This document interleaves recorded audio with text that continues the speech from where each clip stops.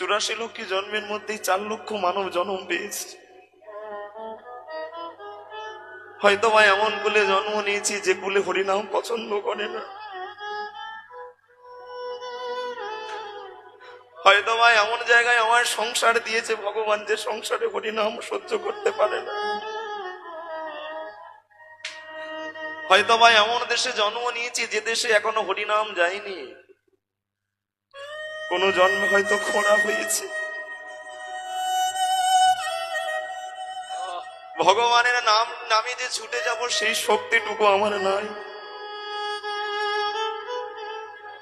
হয়তো বা কোনো জন্মে আমি বোবা হয়েছি, ভগবানের নাম উচ্চারণ করবো সেটুকু। অনেকে ভাগ্যের ফলে, অনেকে সাধনার ফলে এমন কুলে জন্ম নিয়েছি যে পরিবারে অযাচিত ভাবে আমি তিলক সেবা করতে পারি, যে পরিবারে অযাচিত ভাবে আমি করতাল নিয়ে হরিনাম করতে পারি, যে পরিবারে অযাচিত ভাবে আমি হরিনামের কাছে যেতে পারি। এত সুন্দর মানব জন্ম পেয়ে যদি আমরা হেলায় হারিয়ে দেই, আমাদের মতো অকৃতজ্ঞ মানব জাতি বোধহয় পৃথিবীর বুকে আর থাকবে না। ভগবান কি বলেছে, আমাকে ভজনা করবার জন্য কোনো নিয়ম নিষ্ঠা লাগে না বাবা, কোনো নিয়ম নেই, কোনো তিথি নাই, কোনো বার নাই, কোনো ব্রত করবার দরকার নাই। খাইতে শুইতে নাম যথা তথা লয়, কাল দেশ নিয়ম নাই সর্বশাস্ত্রে কয়। তুমি খেতে খেতে বসতে ভগবানের নাম নিতে পারবে, তুমি শয়ন করেছো ঘুমাচ্ছ তখনও ভগবানের নাম নিতে পারবে। তুমি তুমি তোমার ছেলেটাকে স্কুলে নিয়ে যাচ্ছ, সেই সময় তুমি নাম করতে পারবে। কেন না? কৃষ্ণ নামে যত পাপ হরে, পাতকীর সাধ্য নাই তত পাপ করে। কিন্তু কৃষ্ণ নামটা করব, কিন্তু অন্তত আমার নয়নে যেন জল থাকে। আসল হলো ভক্তি। বলে ভক্তি বিনা কবু কারোর চিত্ত শুদ্ধ নয়। ভালো করে কথাগুলো মূল্য দেবেন বাবা। এই চিত্ত মন সেদিন তোমার শুদ্ধ হবে যেদিন তোমার হৃদয়ের মধ্যে ভক্তি আসবে। বলে ভক্তিটা কি? বলে ভক্তি যখন ভোজনের মধ্যে প্রবেশ করে, ভোজন তখন হয়ে যায় প্রসাদ। ভক্তি যখন জলের মধ্যে প্রবেশ করে, জল তখন হয়ে যায় চরণামৃত।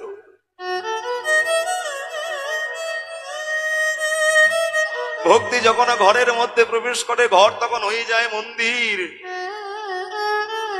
আর ভক্তি যখন দেহের মধ্যে প্রবেশ করে, এই দেহটার মানুষের দেহ থাকে না, এই দেহটা তখন সাধুর অঙ্গ হয়ে যায়। ওই দেখবেন, ওই জন্য কিছু কিছু মানুষ আছে তারা গৌর বলতে পাগল। গৌর বললেই নয়ন থেকে জল আসে। কেন আসে? নিতাই বললে নয়ন থেকে জল আসে, কৃষ্ণ বললে নয়ন থেকে জল আসে। জলটা আসে কেন? তার হৃদয়ের মধ্যে পূর্ণ ভক্তি, তার হৃদয়ের মধ্যে পূর্ণ ভালোবাসা। বলে ভগবানকে ভালোবাসো। বলে ভালোবাসা কারে করবে? বলে ভালো যার বাসা সে করুক ভালোবাসা। এই হৃদয় ঘরটা যদি ভালোবাসা যদি তৈরি করতে না পারি, ভগবানকে ভালোবেসে লাভ নাই। এই হৃদয় ঘরটাকে ভালোবাসো। বলে হৃদয় ঘরটা কেমন ভালোবাসবে জানো? বলে ওই দেখো, একবার ভালো করে তাকিয়ে দেখো, শাল গাছে চন্দন গাছে দেখো ভাই কিছু প্রভেদ আছে। একই মাটিতে জন্ম কিন্তু গন্ধ দুই রকম। ভালো করে মায়েরা কথাটা মন দিয়ে শুনবেন। শাল গাছ আর চন্দন গাছ দেখতে একই, একই মাটিতে জন্ম কিন্তু গন্ধ দুই রকম।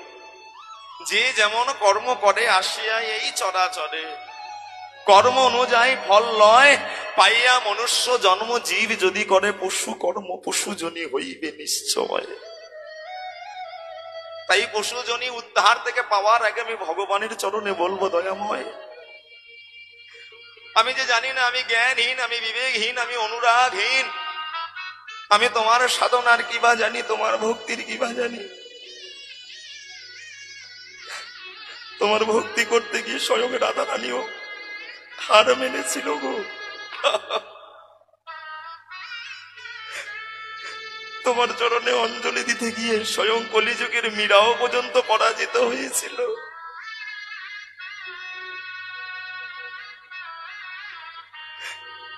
তোমার চরণে ব্রত করতে গিয়ে হরিদাস পর্যন্ত পরাজিত হয়েছে।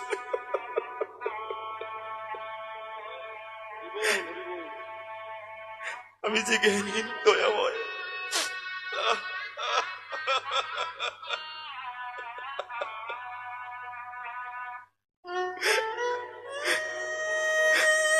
আমি সাধনায়,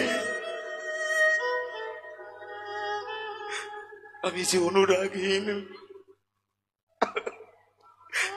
আমি জানি না কেমন করে তোমায় ভজনা করতে হয়, কেমন করে তোমায় জপ করতে হয়। তুমি যদি সত্যি যদি ভক্তির বাঞ্ছাধারী ভগবান হও, তোমায় যদি কেউ বলে আদরের ধন চিন্তামণি, তোমায় যদি কেউ বলে আনন্দ দুলাল, আমি কিছু দিতে পারবো না।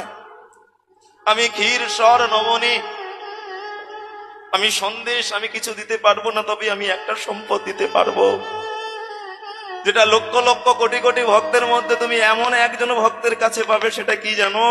তাই কোন ভক্ত যদি একবার নয়নের জল দিয়ে, একবার যদি নয়নের জল দিয়ে ভগবানের দুটো চরণটাকে যদি ধুইয়ে দিতে পারে, আরে নিতাই গৌর হরি বল বলে ভগবান একদিন সেই ভক্তের ডাকে সাড়া দেয়। তাই ভগবান প্রত্যেকটা যুগে যুগে ভক্তকে শিখিয়ে দেয়, তোমরা সংসার করো তবে সংসেজো না। পাকাল মাছ যেমন পাকে থাকে, গায়ে তার কাদা লাগে না, তুমি সংসার কোনো কন্তক সংসেজো না।